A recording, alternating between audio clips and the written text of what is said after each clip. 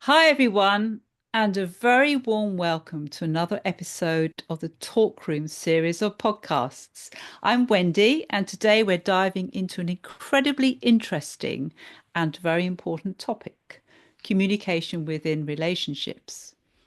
We will be looking at this and how you can be your best self, even when faced with a particular challenge, by leveraging the power of counseling and therapeutic support. For those of you who are joining us for the first time, I'd like to introduce my co-presenter, Ian. Ian is a senior accredited National Counselling and Psychotherapy Society member and also the founder of Hope Therapy and Counselling Services. Hope is a counselling and coaching organisation offering support throughout the entire UK for a wide range of concerns and challenges, and works with goal setting on a very regular basis. So a very warm welcome to you, Ian. Thank you, Wendy. And let me return the favour by introducing you. Wendy is a highly experienced CBT psychotherapist, has been involved in the field of mental health and well-being for well over 30 years now. We're both incredibly passionate about helping people navigate their mental health, their relationships, and their general well-being journeys. And today's discussion about communication within relationships is a really important part of that. Absolutely, Ian. Totally agree there. Okay.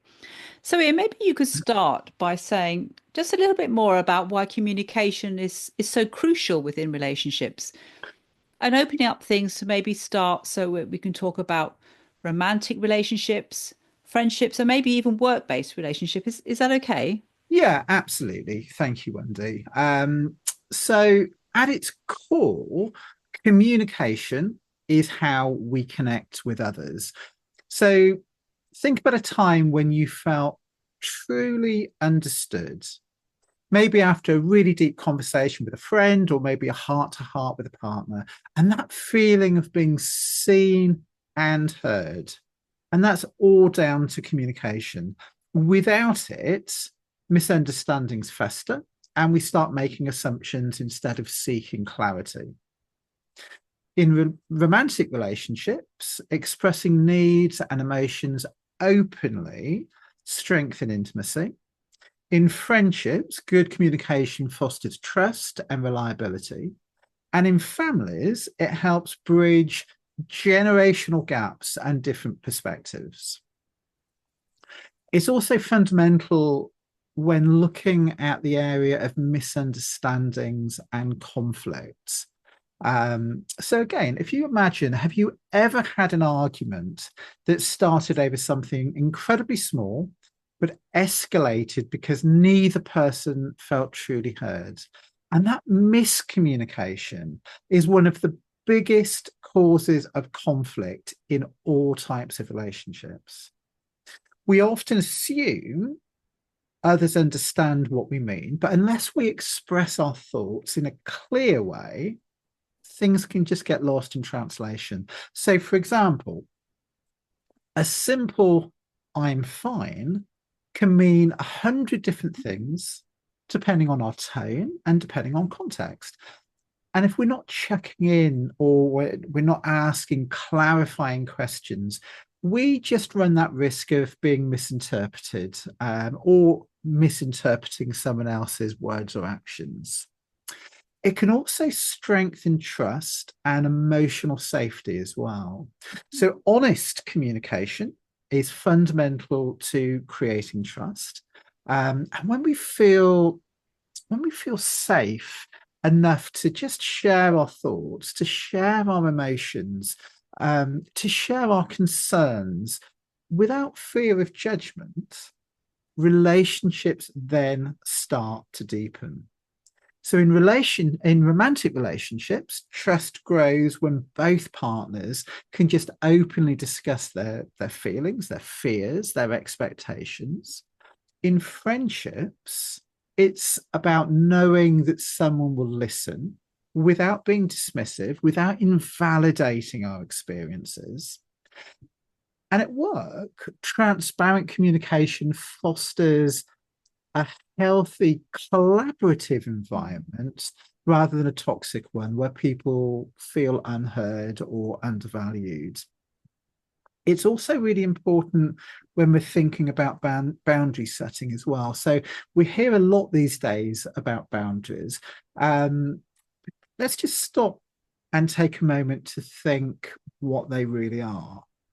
So boundaries are the lines we draw to protect our mental and emotional well-being, and setting them requires clear communication. So maybe we need to tell a friend that you can't always be available at a moment's notice, or you need to let your boss know that staying late every night is impacting on your health.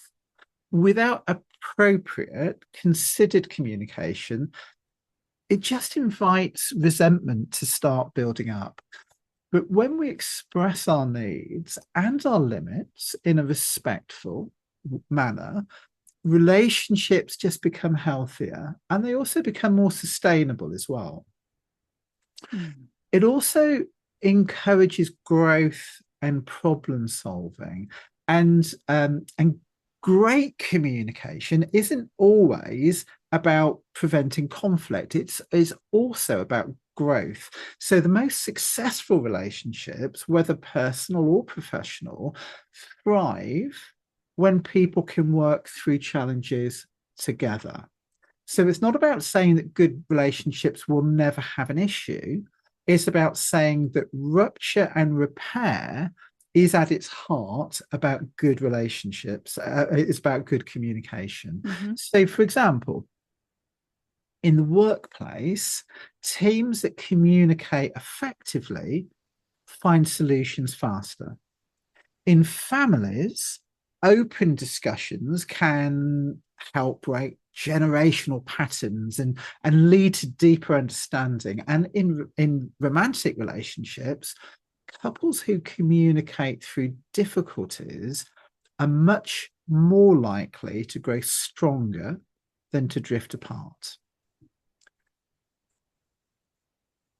So, whether it's about expressing our feelings or setting boundaries or conflict resolution, communication is one of the absolute cornerstones of every healthy relationship. And the good news is it's a skill that can improve with practice.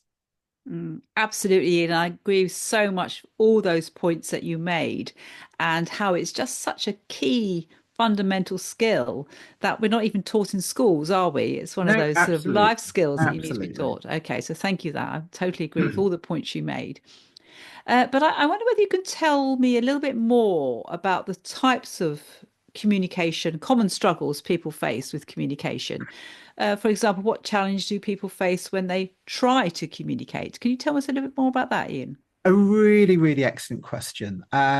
So we all know that communication is key. We've just talked a little bit about that, but let's be honest, it's not always easy. No. Um, so whether it's with a partner or a friend or a family member or a work colleague, we've all had moments where we've just felt misunderstood or we've struggled to express ourselves clearly.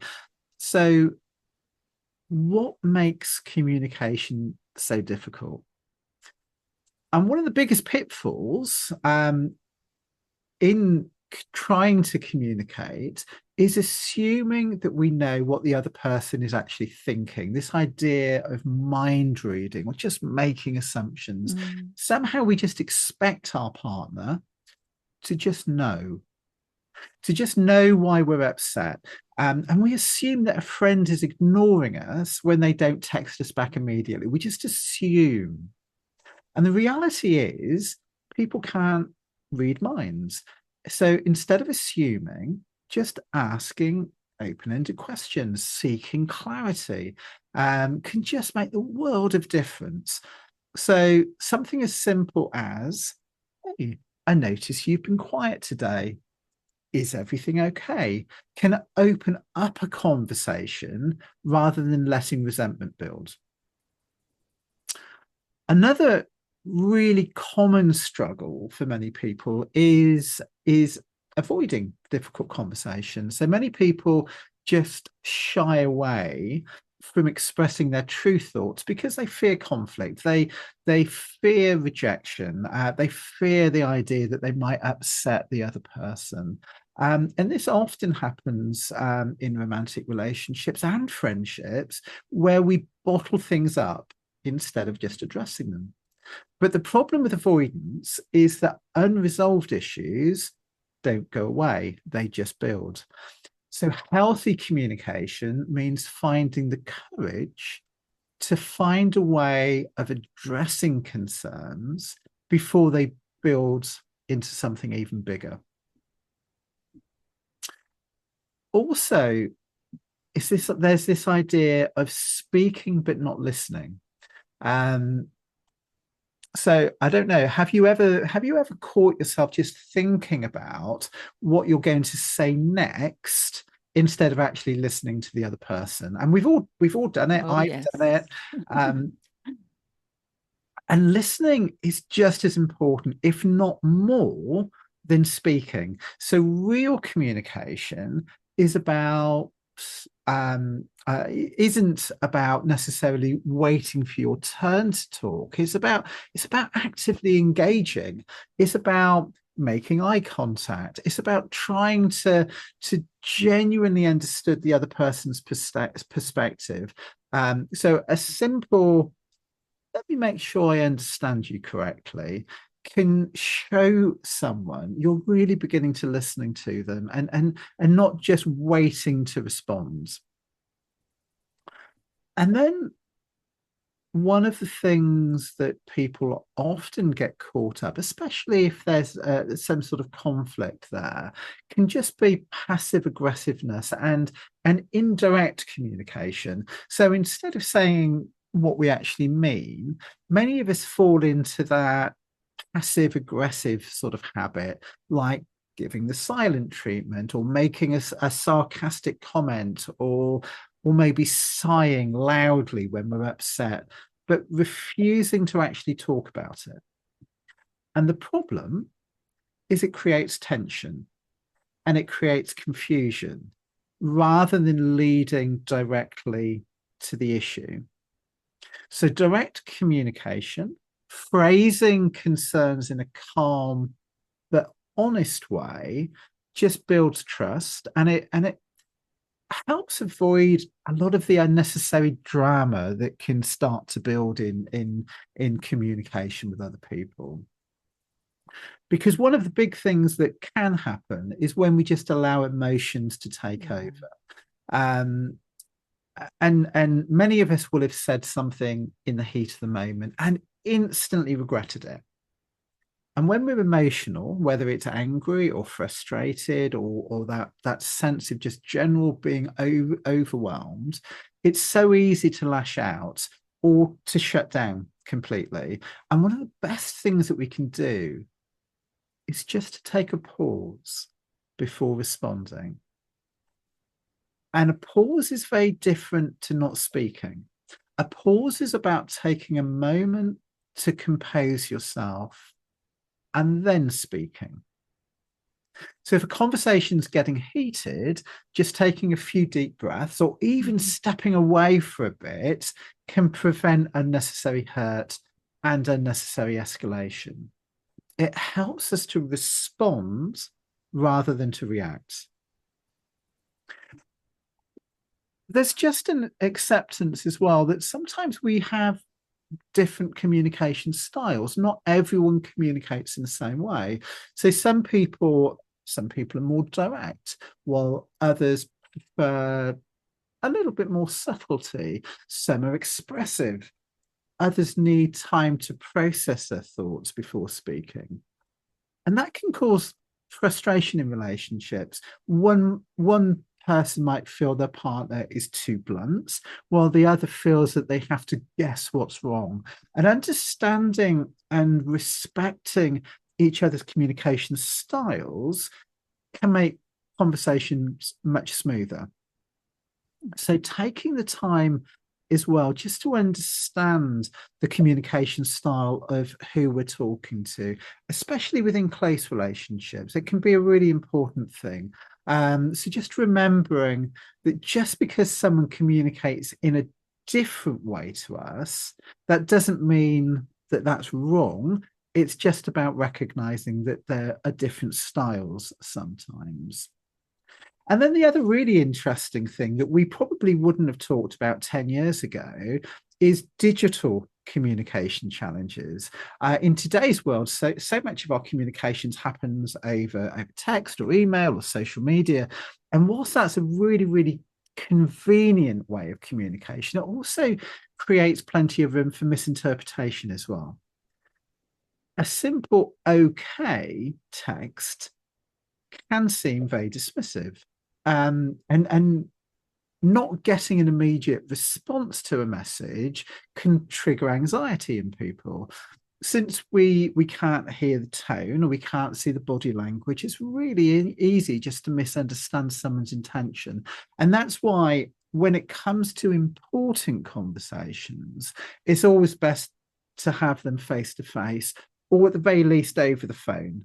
So those are some of the things that I'd say that we just think about, Wendy. Absolutely. And I completely agree about the texting because it doesn't have the non-verbal communication with it. And so it's so Absolutely. easy to misinterpret a text like okay. Absolutely. Totally agree with you there, Ian. Absolutely. So thank you. That was really, really helpful, Ian. Um, and I think there's something I just want to pick up on you, if that's okay. And that's the importance of the idea of active listening. Could you tell us a little bit more about that as a key skill to communication? Absolutely. And a really great question. So we've all had conversations where we felt like the other person just wasn't really listening. Maybe they came across as distracted, or they were interrupting, or just waiting for their turn to talk. And let's be honest, we've probably done the same things ourselves on occasions. But active listening is more than just hearing words. It's also about fully engaging with the speaker and making them feel heard and understood. So let me just break that down a little bit. Active listening is the skill of fully focusing on and engaging with the person that's speaking rather than just passively hearing the words. It involves not just your ears, but also your mind, your body language, and emotional awareness as well. So think of it like this.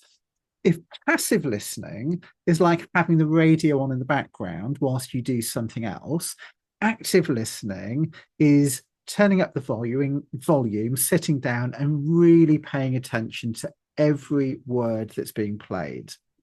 So with the first, we may end up not even really knowing what was being talked about on the radio, or what we have just talked about with the other person. Whereas the second, we really get it, and we help the other person know that we are completely engaged and completely invested in what's being said.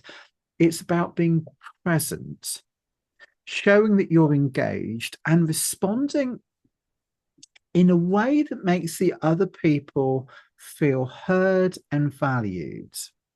And the reason that we might do it is, firstly, it can just have the effect of really strengthening relationships. And whether it's romantic relationships or whether it's friendships or even in professional settings, being a good listener has the effect of building trust. So when someone feels heard, they feel valued. And when they feel valued, that's when relationships start to deepen. So imagine telling your partner about your incredibly stressful day, only to realize that they're just there scrolling down on the phone or just nodding absent-mindedly, and then compare that to someone who looks you in the eye, asks you follow-up question, responds with empathy, and the difference is huge. Mm. It can also just help reduce misunderstandings and in turn reduce the risk of conflict as well. So many arguments happen because people aren't really listening to each other.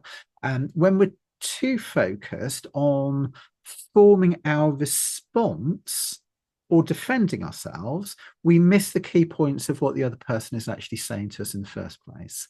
And active listening helps us just to slow down, allows both people to feel understood.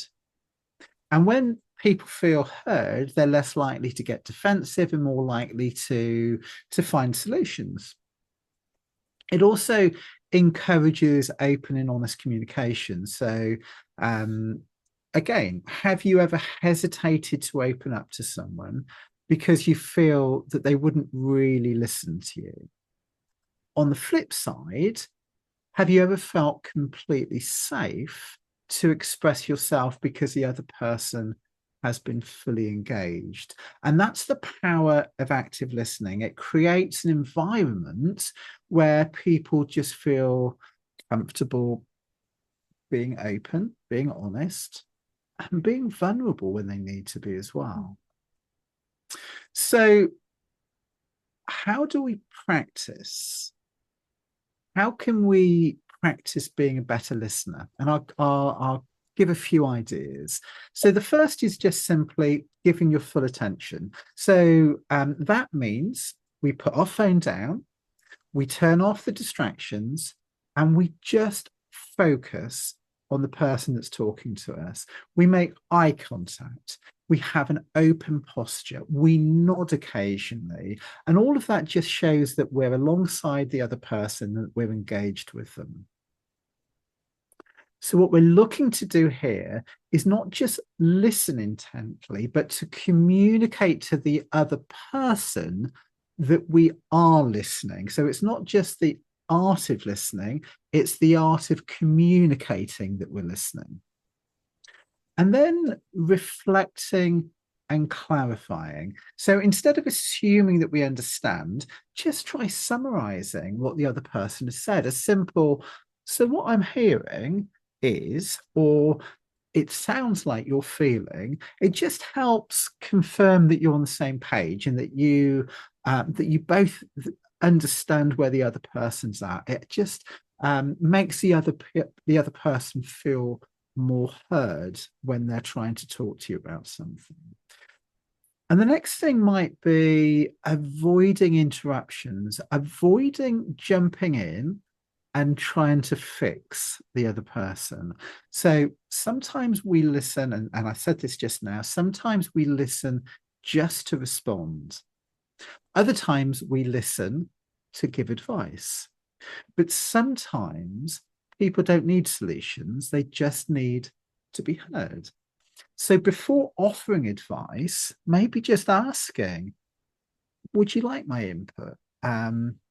Or is it that you just need to vent in this moment? And that small shift can really make a huge difference. It can just allow somebody to feel as though you're alongside them, you're listening, you're hearing what they're saying, but you're not trying to take away their autonomy to make their own decisions. You're just there alongside. The other thing that can make a huge difference is non-verbal cues. So really just paying attention to those. Listening isn't just about our words. The tone of voice, the facial expressions, the body language, all of those things add context to what someone is saying.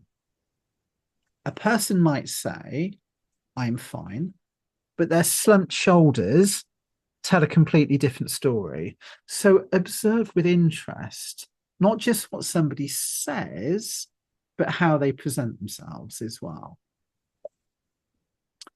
And then just responding in a thoughtful manner. So instead of rushing to feel that we need to talk about our own experiences in how something like that happened to us once before, just acknowledge what the other person has shared, saying something like, that sounds really hard, that sounds really frustrating, I can see that why that would be really tough for you. It just helps to validate their feelings, and to keep the conversation open a little bit. It shows an interest in the other person. It shows an interest in what they're saying. So rather than closing the conversation by us taking over and telling a story that we've been involved with, just keeping that conversation open can really make a big difference. Okay. Yeah, thank you. There's some really good tips there, Ian, and some very valid points. Absolutely. Um, and I think the theme that I'm picking up really is that the emotional intelligence is really important in a relationship. And could you tell me a little bit more about that and its relevance to communication in relationships? Yeah, absolutely. A great question. So the first thing is to just stop for a moment, maybe, and reflect on what emotional intelligence actually is. So, emotional intelligence, or EQ, as it's sometimes referred, is the ability to recognize, to understand, and to manage your own emotions. So, whilst also being able to recognize and respond to the emotions of others as well. And it's what helps us to stay calm in conflict, express ourselves clearly, and just to connect with people on a deeper level. So somebody with high emotional intelligence isn't just aware of how they feel, they also understand how their emotions impact other people and how to navigate conversations with empathy and self-awareness. So the question is, why does this matter within the context of communication? Well, again, have you ever said something in the heat of the moment and instantly regretted it, or completely shut down during a really difficult conversation about something? And that's where emotional intelligence just comes in. So when we're emotionally aware, we can recognize when we're feeling defensive, when we're beginning to get angry, when we're beginning to feel overwhelmed. And instead of reacting impulsively, we can just pause, process, and respond in a way that keeps the conversation targeted and productive. So, for example, instead of snapping at your partner who forgot something important, an emotionally intelligent response might be, I feel frustrated because I was really counting on that. So maybe we can figure out how we can prevent that from happening again in the future. And that shift alone can just prevent unnecessary conflict building up, as well as looking for a way of preventing that problem arising again. So it's not about running away from our emotions, nor is it about allowing the emotion to overwhelm us. Instead, it's about holding awareness of our emotions and using that awareness as a tool to inform our communication style. It also can enhance empathy and understanding. So, one of the most powerful parts of emotional intelligence is empathy, the ability to put ourselves in someone else's shoes. And without empathy, communication can just start to feel quite cold. It can start to feel quite dismissive or even aggressive sometimes. But with empathy, conversations become opportunities for connection. So, for example, let's say a friend cancels plans at a last minute. Most of us have been in that situation where that's happened. So instead of immediately feeling really annoyed or really rejected, an emotionally intelligent approach would be to consider what might be going on for the other person. Maybe they're feeling overwhelmed. Maybe they're feeling exhausted. Maybe they're dealing with something really significant in their personal life. And simply saying, hey, is everything okay? Rather than reacting with frustration or annoyance or aggression, can just open the doors to a deeper, more understanding conversation and relationship. It can reduce misunderstandings. It can reduce conflict. So many arguments happen not because of what was said, but because of how it was said. And emotional intelligence just helps us become more aware of tone, of body language, of word choice, just ensuring that we're communicating in a way that invites discussion rather than defensiveness. So, for example, instead of saying, "You never listen to me," which puts the other person on the defensive immediately, an emotionally intelligent approach might be, "I sometimes feel unheard in conversations, and I'd really love it if we could work on that together." It's a far more inclusive way of having that conversation. And that small change, that small shift in wording can just make all the difference. It can just help us to strengthen relationships. It can help us to start to build trust. And at the heart of every strong relationship, whether that's romantic, whether that's familial, whether that's professional, is that idea of trust. And trust is built when people feel heard. It's built when people feel respected, and it's built when people feel understood. So when we practice emotional intelligence, we become better at validating other people's feelings, handling difficult conversations with care, and just expressing our needs without blaming or attacking. And this not only improves communication, but it also deepens our connections with the other person too. So the obvious question in all of that is, how do we improve? And there are different strategies that we can use. So before engaging in a tough conversation, the first thing that I might say is just taking a moment to check in with yourself. What emotions are you feeling? Are you reacting out of frustration or insecurity? And the more we recognize our emotions, the better we can manage them when involved in a challenging conversation.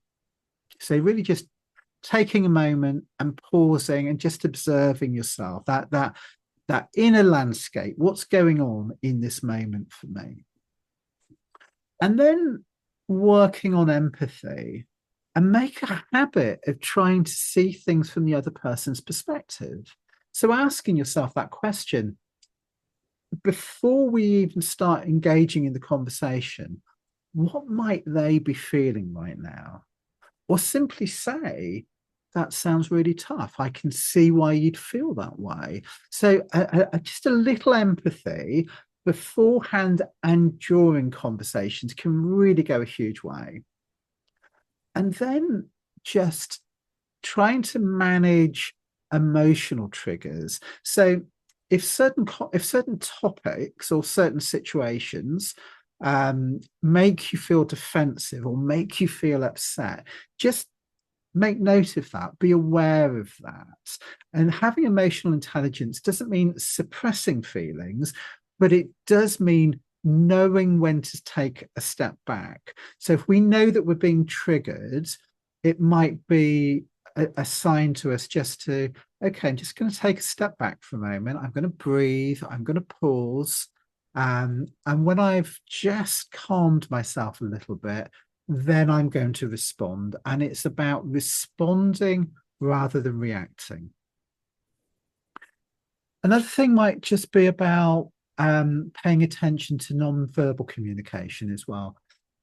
So emotional intelligence isn't just about the words, it's about tone, it's about facial expressions, it's about body language, being aware of those cues, both in ourselves and other people as well. And just having that awareness can just prevent miscommunication on our part and misunderstanding from somebody else that's talking to us as well. It just makes those interactions a lot smoother.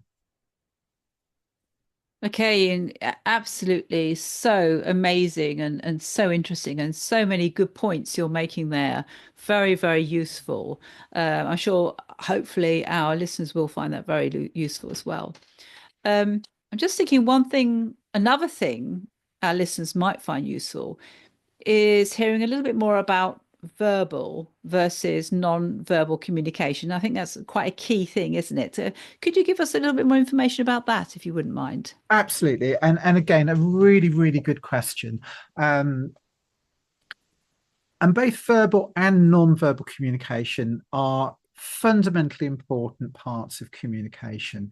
So, um, so let's just stop for a moment and ask ourselves that question: what is meant by verbal communication? So, starting with the basics, verbal communications is the words we use. So whether we're having a really deep conversation, whether we're giving directions, or maybe just engaging in small talk, our words help us express thoughts, they help us express emotion, and they help us express intention. The role of clarity in verbal communication. So the way we structure our words matters. The way we structure our words matters. So an example would be, have you ever received a text that just seemed very blunt or seemed cold, even though that wasn't necessarily the intention of the person that was sending it to us? And that's because without tone or context, words alone can sometimes just be misunderstood. So, for example, and this is the one of the things I said a little earlier, just saying "I'm fine" can mean completely different things depending on how it's said. And that brings us to the next point, which is tone. So tone is a huge part of verbal communication, as it adds meaning, it adds emotion, it adds intention to our words. So a simple phrase like "we need to talk" can sound loving, it can sound neutral, or it can sound threatening, depending on how it's said. So let me give an example. "Oh, great" is very different to "oh, great" or "oh, great." Exactly the same words, three completely different meanings, but the words are exactly the same. The context, the tone, it makes all the difference in the world. Same words, different messages. And that's why being mindful of tone can just help us to prevent unnecessary misunderstandings. And then what is non-verbal communication? What we sometimes refer to as silent language. And this includes everything from facial expressions to body language to eye contact and even silence. So our faces are incredibly expressive, often revealing how we feel before we even start talking. So think about how quickly you can tell if someone is happy or annoyed or confused just by looking at them.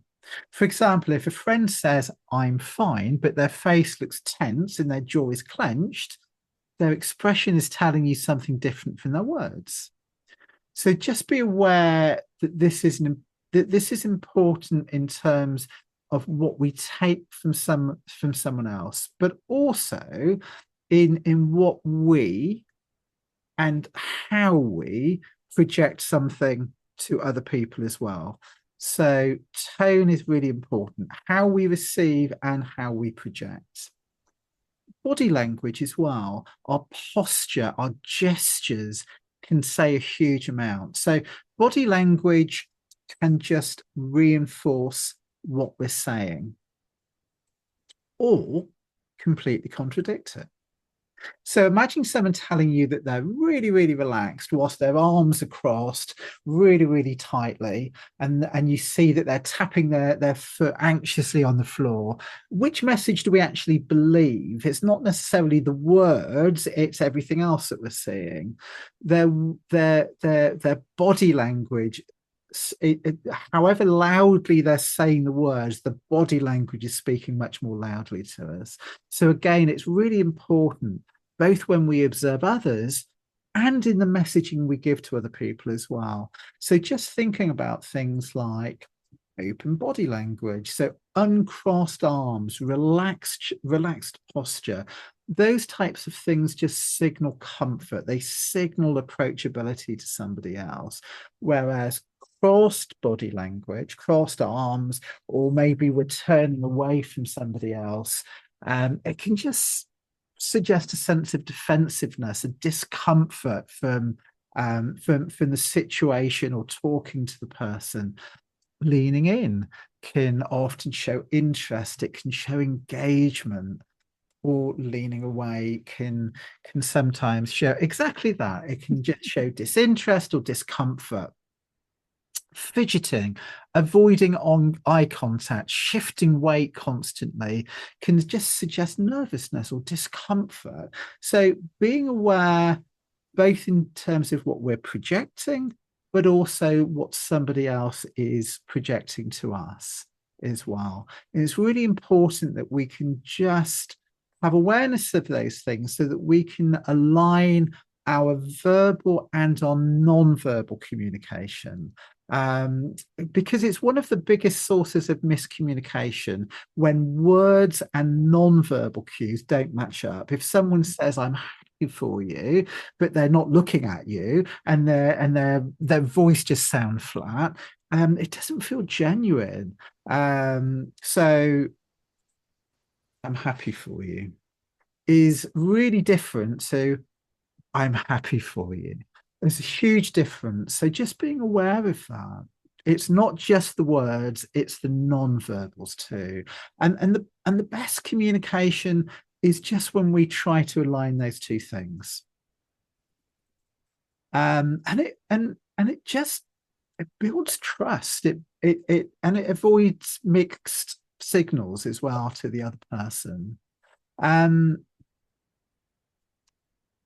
So things to think about, if maybe we think we're not always as skilled at doing that as we would like to, we want to just improve a little bit, we might think about things like context. So words can have different meanings based on the situation. So if someone says I'm fine after a long sigh and looking down, their tone and their body language suggests something different. So just paying attention to the full picture, not just the words. Again, both what's being projected to us, but also what we're projecting to other people.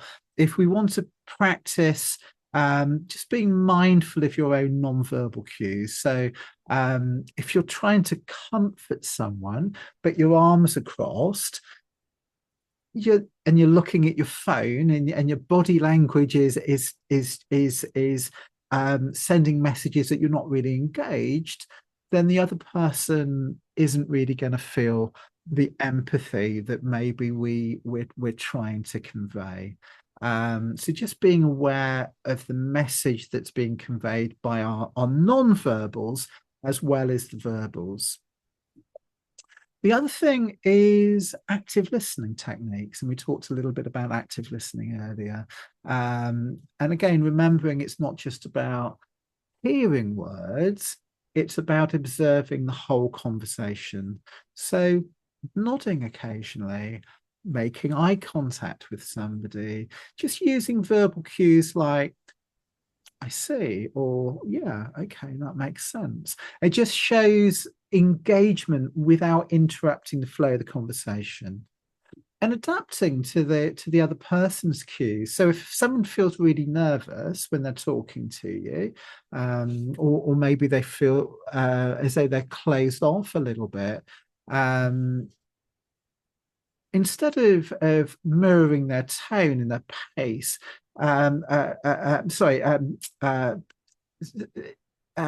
pushing for conversation might make them more withdrawn. So just mirroring their tone and pace a little bit can just help make them feel more comfortable, a little bit more understood. So not rushing people, just going at a pace that feels comfortable for the other person.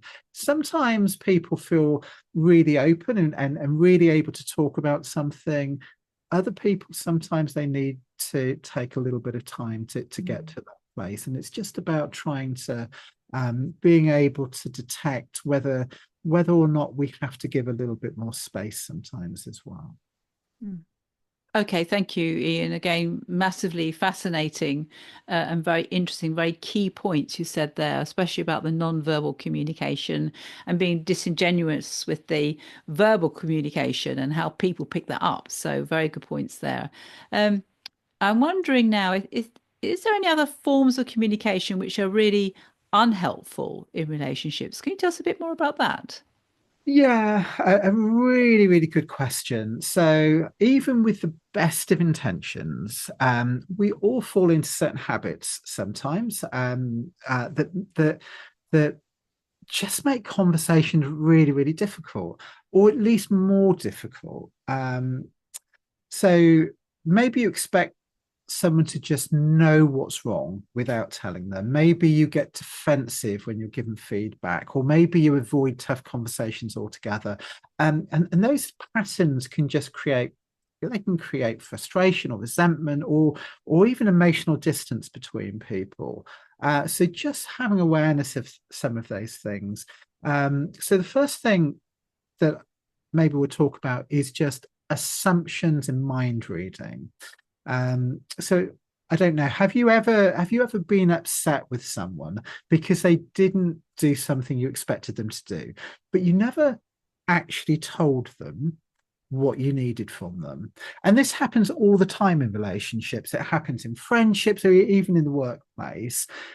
So why is that? Why is that a problem? Well, we assume others know what we're thinking or what we're feeling.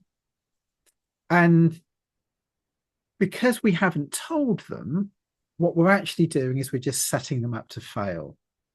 There are just unspoken expectations in there that lead to frustration, lead to resentment.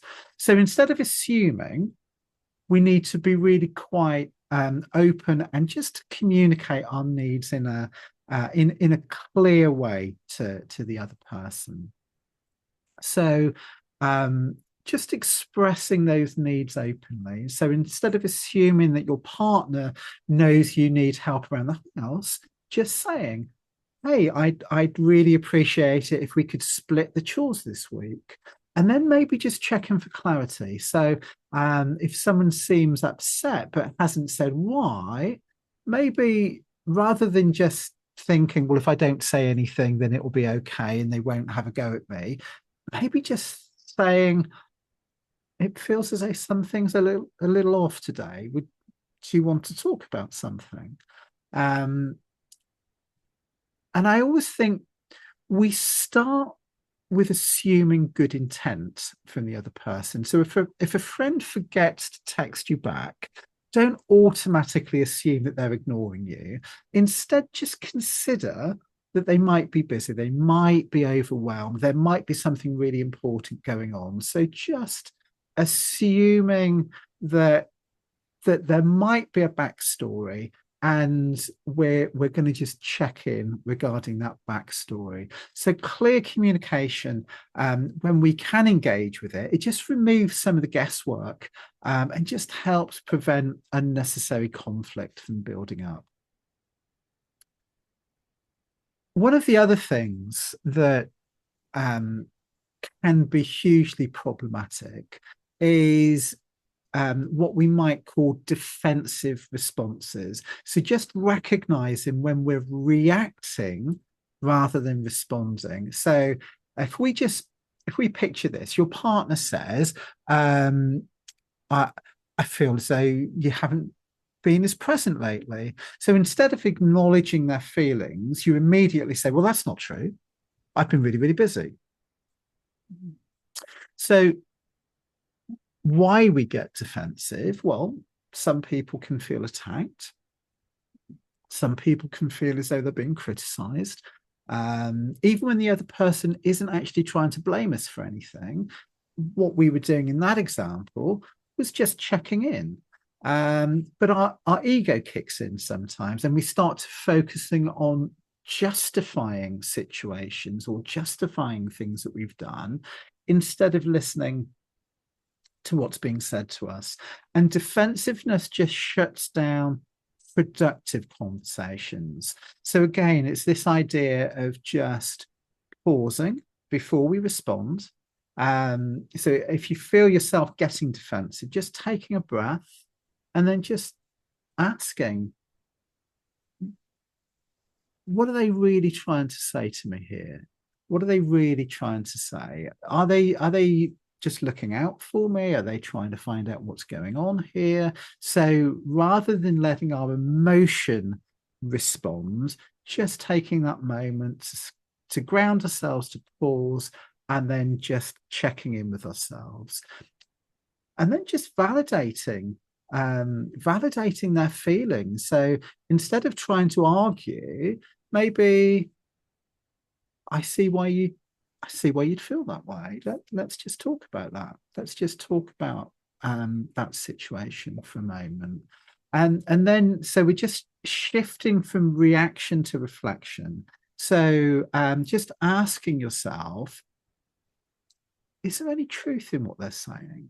So rather than immediately responding and getting aggressive, is there any truth in what's being said? And maybe again, just pausing for a moment whilst we ask ourselves that question. The temptation can just be to immediately stop, well, that's not fair. So instead of that, I didn't realize I was coming across that way. Let's just talk about that for a second. Again, being conscious not just of our words, but also our tone as well. And it just comes across being far less defensive. And we start to create space for understanding rather than for arguments. One of the other things that happens regularly is what we might refer to as stonewalling or avoidance. And so have you ever had a conversation, Wendy, that maybe just felt too overwhelming and you just shut down? Maybe you walked away, maybe you changed the subject, maybe you gave a one-word answer. That's what we would refer to as stonewalling. And it's one of the biggest communication blockers. It leaves the other person feeling unheard. It makes the other person feel rejected. It prevents problems from being solved. And over time, that avoidance from talking about it can start to create emotional distance within relationships as well. So things that we might think about in that moment of overwhelm is just recognizing when you need to have a break. So if you're starting to shut down when you're beginning to feel overwhelmed, it's okay just to say, I need a moment to gather my thoughts. But I do want to talk about this, but I just need a moment just to gather my thoughts. And then just setting a time to return to the conversation. So instead of avoiding the topic forever, saying, let's come back to this, but I just need an hour and we'll both be calmer. I've had the time to think about things then. And also using what we refer to as I statements. So instead of walking away in silence, try, I'm feeling overwhelmed and I just need a few minutes just to process what's being said here for a moment. We'll come back to this in 10 minutes, in an hour's time. So I'm feeling overwhelmed. Communication isn't about winning or losing. It's about finding understanding. And taking a pause is okay as long as you come back to the conversation. And And so both of you then understand what's actually going on, and you both know that you're not that this isn't just being ignored, it isn't just being swept under the carpet. Okay, we're going to come back to this in 10 minutes, we're going to come back to this in an hour. We can compose ourselves, we can think about the situation, we can just come back to them. The other thing that happens sometimes, which can be really unhelpful, is what we might refer to as passive aggressive behavior, which can just have a really significant effect of eroding trust. And most of us have experienced passive aggressive behavior at one time or another. Maybe somebody gives you the silent treatment instead of saying what's wrong, or they make sarcastic comments instead of just being direct about something.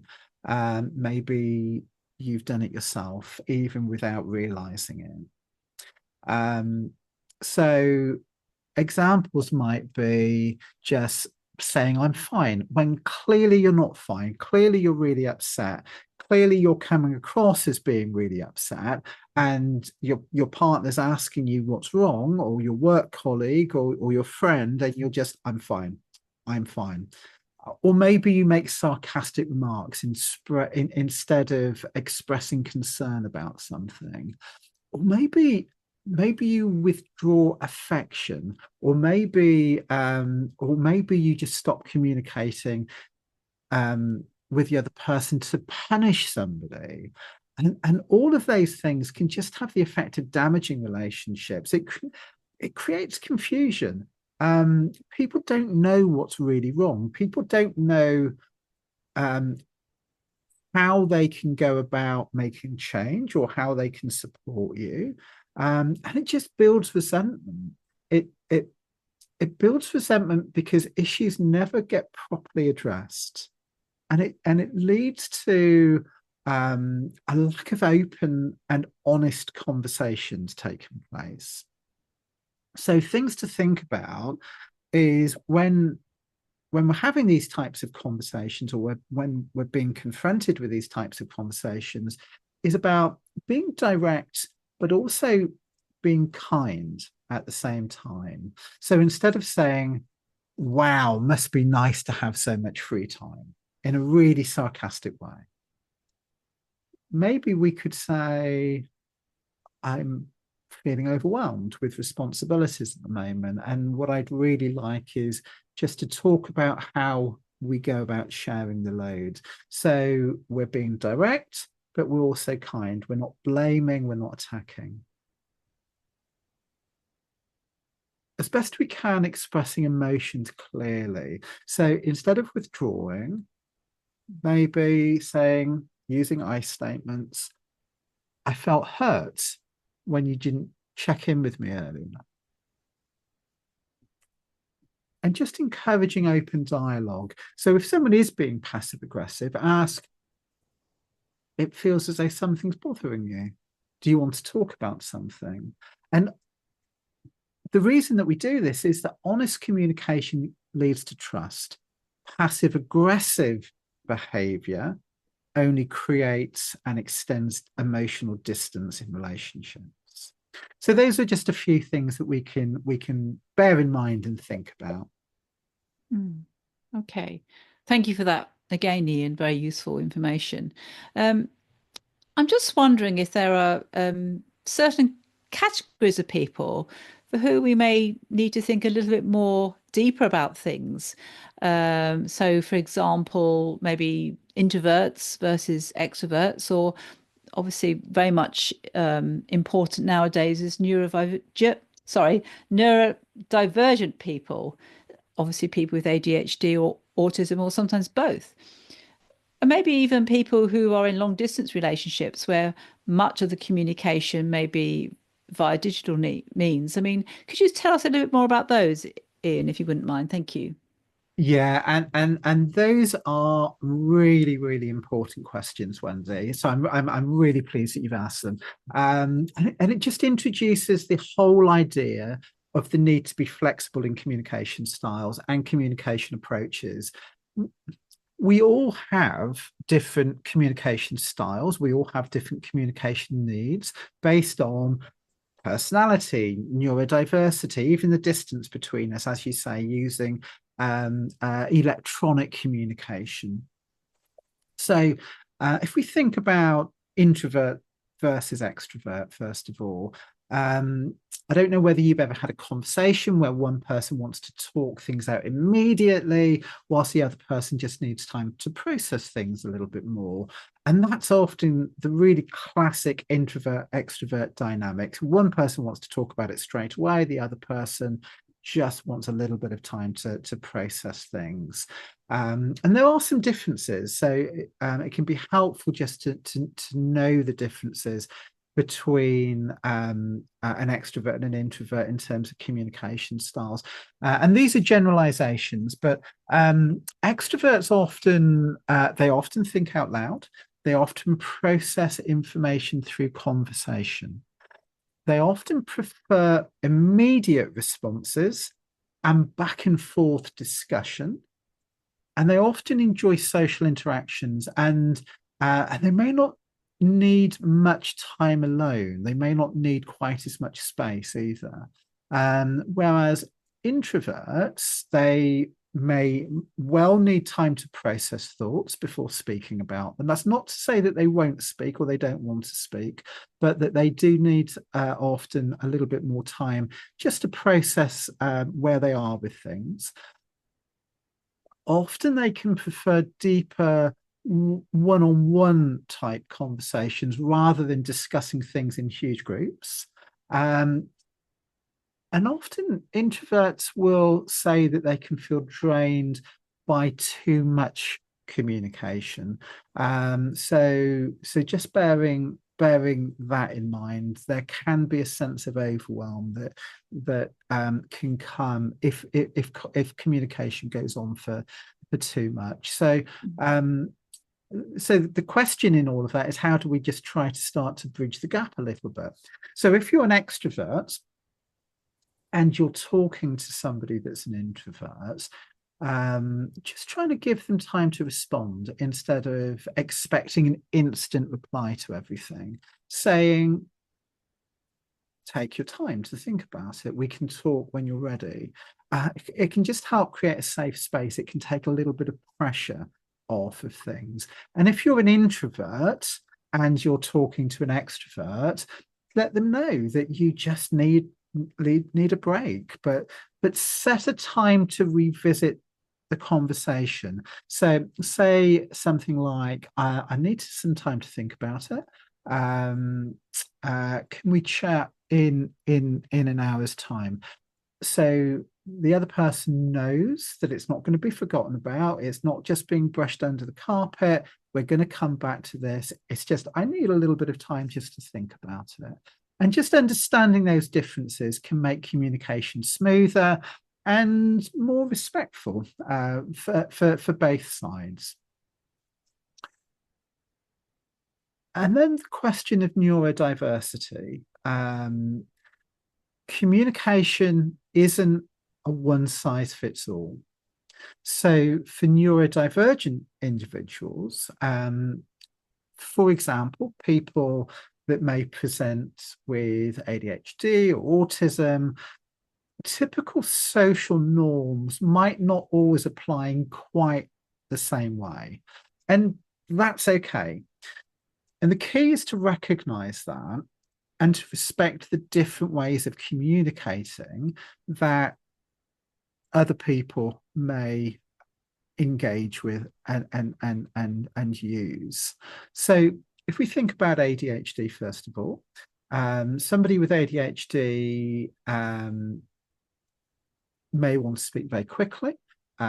Sometimes they can interrupt or they can change topics very, very quickly. And that's because of lots of fast moving thoughts that's going on for them.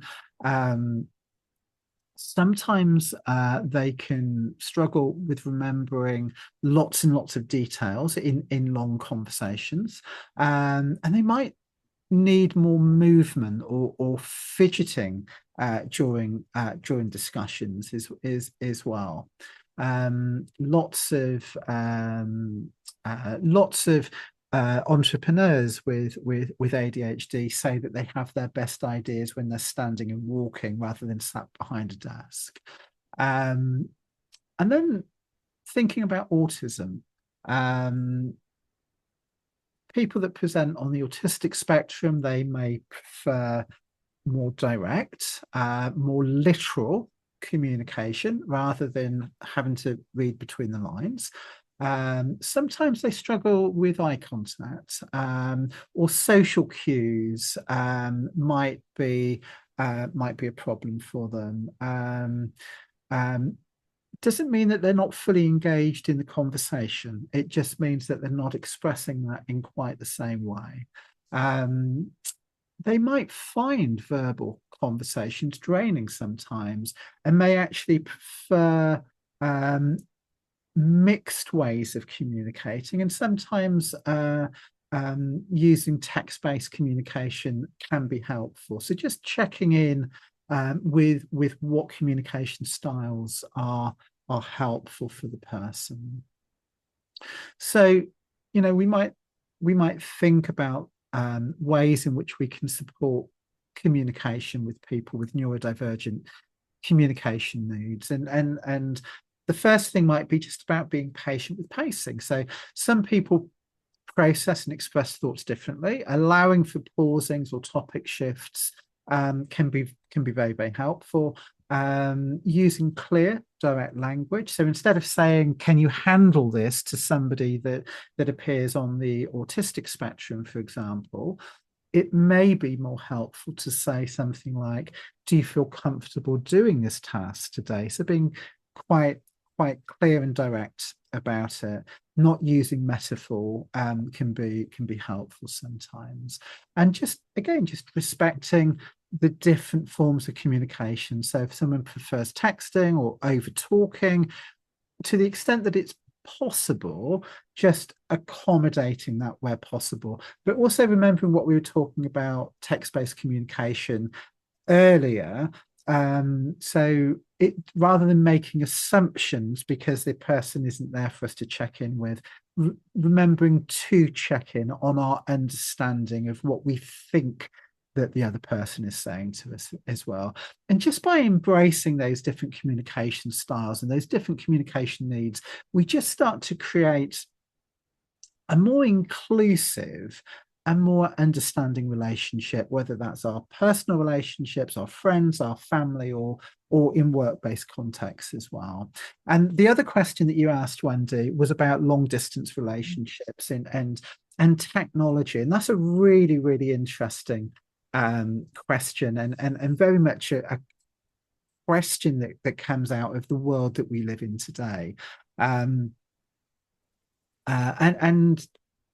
this may apply to our personal relationships. It might apply to friendships or family, or even work. We may not necessarily be where we actually work. We may have work meetings at a distance sometimes. So there are things to be aware of. And one of them is the lack of nonverbal cues. So we talked about this a little bit earlier, but just texting or email just removes tone, it removes body language, it removes facial expression, and those things can lead to misinterpretation. So checking in this world of video calls and Zoom and video conferencing, we might be able to use those types of communication strategies. Delayed responses as well. So they might be in a different time zone, or they may just have a very, very busy schedule. So not automatically assuming that a delayed response means that we're being ignored, but being aware that it can cause somebody else to become frustrated. So just having awareness of those things. And as I said just now, we can also be using things like video communication, just so it feels a little bit more personal as well. And I when I'm working with clients, we often talk about using mixed communication styles. So text is absolutely great for daily updates, but voice messages or video calls or even a handwritten letter can just add warmth and emotional depth to things. Putting a card in the post to your partner can mean something very different to just sending them a text. Um, Setting expectations around response time. So, as I said just now, there can be delays sometimes. So, instead of assuming that we're being ignored, um, having a conversation around it. So, I usually take a few hours to reply because I'm usually really busy. It doesn't mean I don't care. It doesn't mean I don't think about you. It doesn't mean that I'm ignoring you. But it may be a few hours before you get a response from me. So just having those open sorts of conversations with people. Um, and then when we're talking about more personal relationships, we can still have shared experiences with somebody remotely. We can watch a show together online. We can play a game together online. We can have virtual dinner dates with somebody. And all of those things can just strengthen bonds across distance. Long distance communication takes effort, but if we have intentionality and creativity, relationships can remain strong. But like all relationships, they need to be worked on. Okay, and yeah, thank you. Again, very good points there as well. I like the idea of having a meal online. It sounds like I know somebody who does that actually. It sounds like a really great idea. So thank you for that. Um, so just finally, Ian, if someone has listened to this podcast and feels they might really benefit from some professional help, what should they do next? Yeah, thank you for that question, Wendy. So, Hope Therapy and Counselling Services, we have a whole team of people that work in this area, really specialise in this area. So people are very, very welcome to get in touch with us. Our website is www.hopefulminds.co.uk. That's www.hopefulminds.co.uk. We have a whole range of free resources on the website. We have very detailed information about our services, but people are very welcome to just get in touch with us for a free consultation as well. And we can just take a little bit of time understanding the needs of whoever's reaching out to us and go through things in a little bit more detail. It's completely free of charge. As I say, we have a whole team of people. So whatever people are looking for support with, we normally have somebody. And you, Wendy, you're a hugely experienced therapist. You do lots of work around communication. So maybe just let people know a little bit about yourself and what you can offer to people as well. Yes, for cognitive behavioral therapy, and I'm an EMDR therapist as well, which helps. It's more trauma-based therapy.